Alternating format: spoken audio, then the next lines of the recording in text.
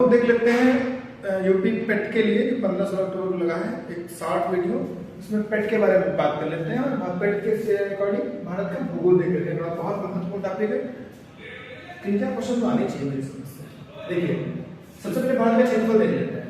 भारत का क्षेत्रफल आप सबको पता है कि हमारा जो भारत है उसका क्षेत्रफल 32,87,263 किलोमीटर स्क्वायर 32,87,263 किलोमीटर स्क्वायर है।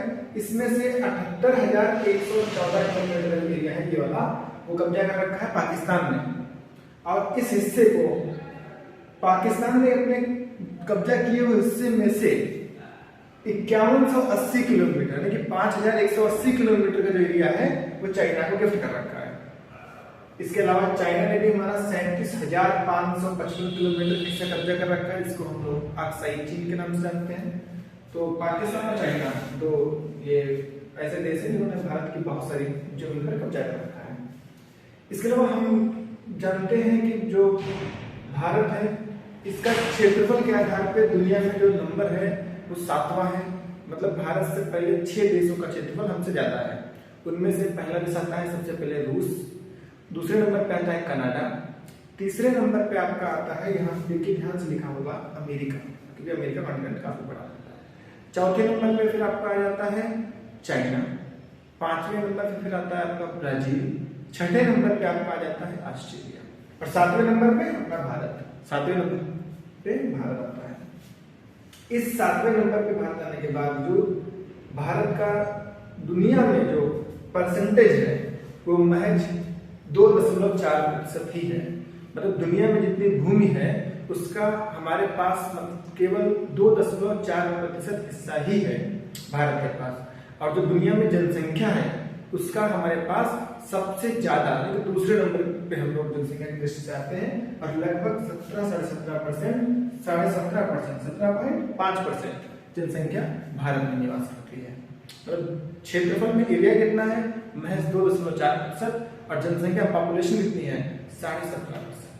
इसके बाद में हम लोग देख लेते हैं भारत और कर्क रेखा। सॉरी इससे पहले देख लेते हैं अक्षांशीय विस्तार। ये हो गया अक्षांशीय विस्तार देख लेते हैं। तो आप सबको पता है कि भारत का जो अक्षांशीय विस्तार है, अक्षांशीय विस्तार के लिए देख लेते हैं ग्लोब। ये पृथ्वी का पूरा रूप है एक तरीके से, और इसमें बहुत सारी काल्पनिक रेखाएं ऐसे खींची गई हैं और खड़ी खड़ी बहुत सारी काल्पनिक रेखाएं भी खींची गई हैं। तो जो बड़ी काल्पनिक रेखाएं हैं इन रेखाओं को लोग बोलते हैं अक्षांशीय रेखाएं। इन दो अक्षांशीय रेखाओं के बीच की जो दूरी होती है, यहाँ पे हम दूसरी रेखा खींचते हैं, तो दो अक्षांशीय रेखाओं के बीच की जो दूरी होती है वो दूरी होती है 111 किलोमीटर। लिख देते हैं यहाँ पे 111 किलोमीटर। कितनी दूरी होती है? 111 किलोमीटर। और ये जो रेखाएं होती हैं ये एक दूसरे के समानांतर रेखाएं होती हैं। पृथ्वी को बीचों बीच से जो रेखा काटती है उसको हम लोग बोलते हैं भूमध्य रेखा या 0 डिग्री बोलते हैं। 0 डिग्री से ऊपर टोटल 89 रेखाएं होती हैं और 0 डिग्री से नीचे टोटल 89 रेखाएं होती हैं। यानी कि 89 प्लस 89 और ये बीच दोनों में आती है। इधर का सर्किल लेंगे तब भी आएगी, इधर का लेंगे तब भी आएगी, तो +1। यानी कि पृथ्वी पर ग्लोबल टोटल अक्षांशीय रेखाओं की संख्या होती है 179। कितनी होती है? 179 अक्षांश रेखाएं होती हैं, लेकिन वही देशांतर रेखाओं की संख्या होती है वो होती है 360। कितनी होती है? 360। देशांतरीय रेखाएं एक दूसरे के समानांतर नहीं होती हैं, जबकि अक्षांशीय रेखाएं एक दूसरे के समानांतर होती हैं। देशांतरीय रेखाओं के बीच सबसे ज्यादा दूरी जो होती है वो भूमध्य रेखा पर होती है, बीच वाली रेखा पर होती है, 0 डिग्री पर होती है। यहाँ पर इनकी जो दूरी है वो 111.33 किलोमीटर होती है। जबकि जैसे ही आगे बढ़ते जाएंगी दूरियां कम होती चली जाती है। इसके अलावा जो भारत का अक्षांशीय विस्तार है, भारत पूर्णतः आप देखिए यहाँ से, अगर इसको हम डार्क कर दें यहाँ पे तो ये 2 पार्ट हो जाते हैं, एक नॉर्थ पार्ट एक साउथ पार्ट। तो भारत जो है पूर्णतः उत्तरी गोलार्ध में, 2 गोलार्ध हो जाएंगे। तो भारत पूर्णतः उत्तरी गोलार्ध में स्थित है और उत्तरी गोलार्ध में भी ये पूर्वी साइड में है। तो भारत की जो स्थिति है ग्लोब पर वो उत्तर पूर्वी गोलार्ध में है। अब हम लोग देखते हैं कि भारत का जो अक्षांशीय विस्तार है, यानी कि भारत जहां शुरू होता है 0 डिग्री से, तो तो 0 डिग्री के बाद 1 डिग्री, 2 डिग्री, 3 डिग्री, 4 डिग्री, जैसे यहाँ पे 0 है ना, यहाँ पे 0, तो 1 2 3 4 5 6 7 8, फिर 8 डिग्री 4 मिनट से भारत की मुख्य भूमि और अंडमान निकोबार वाले हिस्से से जोड़ा जाए तो 6 डिग्री 45 मिनट से भारत की जमीन जो है, भारत की सीमा जो है प्रारंभ हो जाती है। और ये 6 डिग्री 45 मिनट से प्रारंभ हो गई जाती है 37 डिग्री 6 मिनट तक। अगर पूछता है मेन लैंड मुख्य भूमि तो 8 डिग्री 4 मिनट से 37 डिग्री 6 मिनट तक जाता है। और अंडमान निकोबार सहित मिला है, द्वीपों सहित मिला की बात करें तो 6 डिग्री 45 सेकंड से लेके 37 डिग्री 6 मिनट तक जाता है। क्लियर? इसके अलावा जो भारत का देशांतरी विस्तार, ये देशांतरी रेखाएं हैं। भारत का जो देशांतरी विस्तार है वो 68 डिग्री 7 मिनट से लेके 97 डिग्री 25 मिनट तक जाता है। कितना आता है? 97 डिग्री 25 मिनट। भारत का जो अक्षांशीय विस्तार है, माफ करिए 1 मिनट, कितना है वो? 8 से 4 से 37 है। और जो देशांतरी विस्तार है वो कितना है? 68 7 से लेके 97 25। अच्छा, भारत की इस पॉइंट से लेके इस पॉइंट तक की जो लंबाई है वो है 2933 किलोमीटर। यहाँ लिखा हुआ भी है, आप देख सकते हैं 2933 किलोमीटर। और भारत की यहाँ से लेके यहाँ तक जो लंबाई है वो है 3214 किलोमीटर। लिख देते हैं 3214 किलोमीटर। कितनी है? 3214 किलोमीटर। इसके बाद में हम सब जानते हैं कि आगे बताएंगे, मानव समय पढ़ाएंगे तो थोड़ा सा उसको चर्चा कर देंगे। आगे देखिए, भारत और कर्क रेखा। भारत एवं कर्क रेखा, आप सबको पता है कि भारत को 2 बराबर भागों में बांटने वाली एक रेखा गुजरती है भारत से, उसको हम लोग बोलते हैं कर्क रेखा। ऐसे जाती है। यह कर्क रेखा भारत के 8 राज्यों से होकर जाती है। पहला राज्य आता है गुजरात, दूसरा राजस्थान, तीसरा मध्य प्रदेश, चौथा छत्तीसगढ़, पांचवा झारखंड, अगला पश्चिम बंगाल, अगला त्रिपुरा और अगला मिजोरम। क्वेश्चन पूछा जाता है कि कर्क रेखा भारत के कितने राज्यों से गुजरती है? 8 राज्यों से गुजरती है। क्वेश्चन पूछा जाता है कि भारत की कर्क रेखा, तो भारत में कर्क रेखा पर जो सबसे ज्यादा विस्तार है कर्क रेखा किस राज्य में? तो आंसर आता है आपका मध्य प्रदेश में। क्वेश्चन पूछा जाता है कि भारत में कर्क रेखा का न्यूनतम विस्तार किस राज्य में है? आंसर आता है राजस्थान। क्वेश्चन पूछा जाता है कौन सी नदी है जो कर्क रेखा को 2 भागों में काटती है? माही नदी है। क्वेश्चन पूछा जाता है कि कौन से राज्य की राजधानी कर्क रेखा पर स्थित है? तो इसमें 2 पॉइंट आते हैं। एक तो त्रिपुरा की राजधानी अगरतला को भी मानते हैं और रांची को भी हम लोग कर्क रेखा के करीब मानते हैं। तो एनसीईआरटी जो है वो त्रिपुरा की राजधानी अगरतला को प्रेफर करती है कि ज्यादा करीब है, लेकिन कुछ लोग रांची को भी ज्यादा करीब मानते हैं। तो आपको ध्यान रखना है। इसके बाद में हम लोग देख लेते हैं मानक समय रेखा। मुख्य रूप से मानक समय रेखा देख लेते हैं। मानक समय रेखा से तात्पर्य होता है कि किसी भी पूरी दुनिया में किसी भी देश का जो टाइम निकाला जाएगा, जो टाइम जोन होगा वो निकाला जाता है ग्रीनविच मीन्स टाइम है, जीएमटी से। किसे निकालते हैं? जीएमटी। इसको बोलते हैं ग्रीनविच मीन्स टाइम। यह लंदन से होकर गुजरती है ग्रीनविच मीन्स टाइम, और पूरी दुनिया के टाइम को इसी पे डिपेंड होता है। कोई देश कहां पर स्थित है यह उसकी देशांतरी रेखा के अनुसार उसके टाइम जोन को प्रेफर करता है। जैसे आप मोटा मोटा ऐसे समझिए कि भारत जो है, भारत का जो देशांतरी विस्तार है वो 68 डिग्री 7 मिनट से लेके 97 डिग्री 25 मिनट तक है। तो अगर हमें पता करना हो कि टोटल विस्तार है कितना, इसमें से टोटल कितनी देशांतरी रेखाएं गुजरी है यहाँ से, तो हम क्या करेंगे 97 से 68 को माइनस कर देंगे। 97 से 68 को माइनस कर देंगे तो 18 7 8 9 16 17 9 और 8 6 2 29 रेखाएं जो है 29 देशांतरी रेखाएं इस भारत के हिस्से से गुजरती हैं। ठीक है?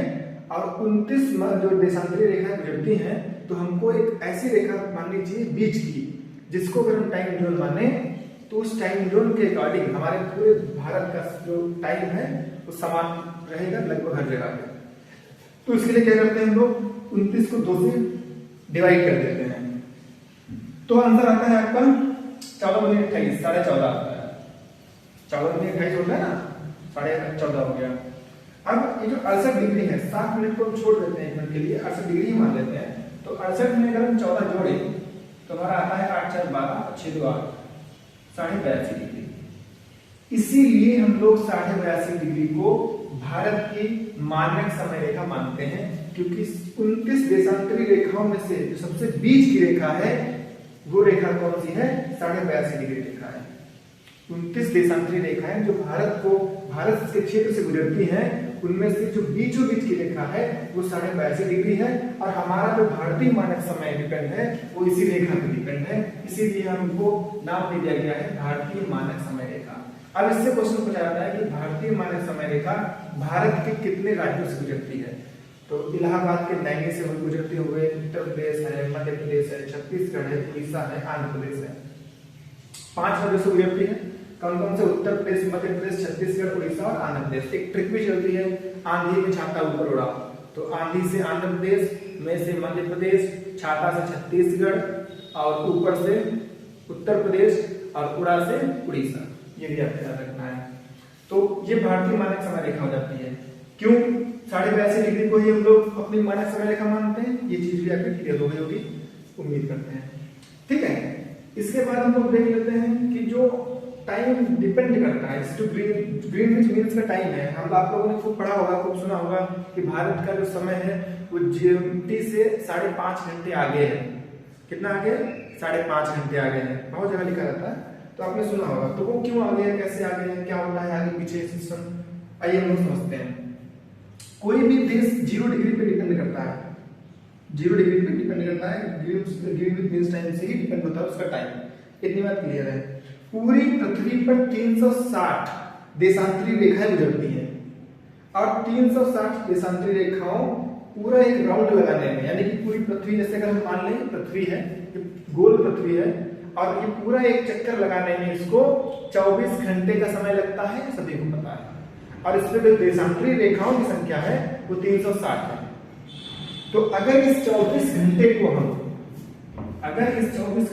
हम 60 से गुणा करते हैं तो हमारा आएगा 6 चौके 24, 6 दूनी 12, तो 1440। और इसको हम 360 से डिवाइड करते हैं, 360 से डिवाइड करते हैं तो 0 0 कट जाएगा। 6 बार 24 बार 6 चौके 24। कहने का मतलब है कि एक देशांतरी रेखा की जो वैल्यू होती है 4 मिनट के बराबर होती है। नहीं समझ आया होगा, कोई बात नहीं। ये पृथ्वी है, ये 1 डिग्री घूमेगी, तो 1 डिग्री घूमने में इसको 4 मिनट का समय लगता है। पृथ्वी है ये, पृथ्वी को 1 डिग्री घूमने में 4 मिनट का समय लगता है। अभी अगर हम 4 को 15 से गुणा कर दें तो आता है 60 मिनट। 60 मिनट को बोलते हैं 1 घंटा। तो 1 घंटे में पृथ्वी कितना घूमेगी? तो इसको हम 15 से गुणा कर देते हैं और इसको भी हम 15 से गुणा कर देते हैं, तो ये आ जाएगा 15 एंगल बराबर 60 मिनट। यानी कि 1 घंटे में पृथ्वी जो है 1 घंटे में पृथ्वी जो है 15 एंगल घूम जाएगी। 1 घंटे में पृथ्वी कितना घूमेगी? 15 एंगल। 4 मिनट में कितना घूमती है? 1 एंगल। 1 घंटे में कितना घूम रही है? 15 एंगल। 2 घंटे में कितना घूमेगी? 30 एंगल। ठीक है, अब इस बात को ध्यान से समझना, इसको रख देते हैं। पृथ्वी हमारी जो है देशांतरी स्तर कहां शुरू होता है? 68 डिग्री 7 मिनट से लेके 97 डिग्री 25 मिनट, यहां शुरू हो रहा है। अब यहां का टाइम है और यहां का टाइम है, इस टाइम में डिफरेंस कितना है? 29 मिनट का। 29 देशांतरी रेखा गुजरती है, 29 देशांतरी रेखा गुजर रही है।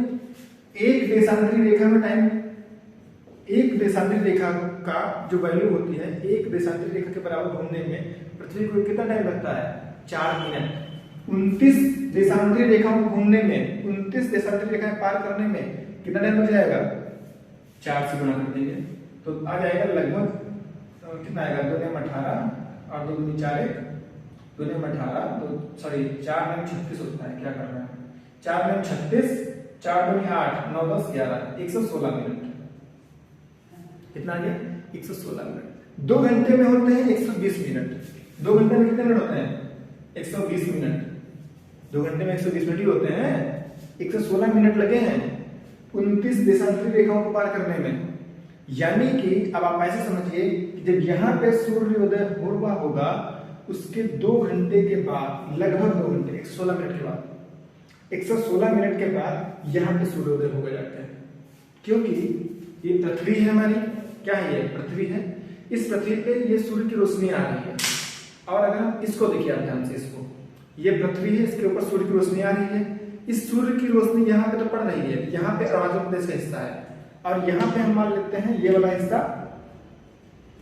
गुजरात का, और ये वाला हिस्सा मान लेते हैं अरुणाचल प्रदेश का, और इनके बीच में कितनी रेखाएं हैं? 29 रेखाएं हैं। अब ध्यान से समझना है, 29 एक रेखा को पार करने में टाइम लगता है 4 मिनट का। यहाँ पे सूर्य की रोशनी पड़ रही है, सूर्य की रोशनी पड़ते हुए घूम रही है, पृथ्वी जो चक्कर लगाती है पश्चिम से पूर्व की घूमती है, ये घूम रही है। यहाँ पे सूर्य सुबह हो चुका होगा, सुबह हो जाएगी, सूरज उग चुका होगा।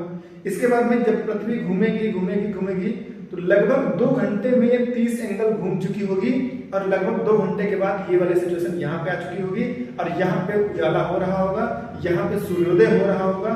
तो हम कह सकते हैं कि जो अरुणाचल प्रदेश है, इस जगह पे जो सूर्योदय होता है वो इसकी अपेक्षा 2 घंटे पहले ही हो जाता है। क्लियर है?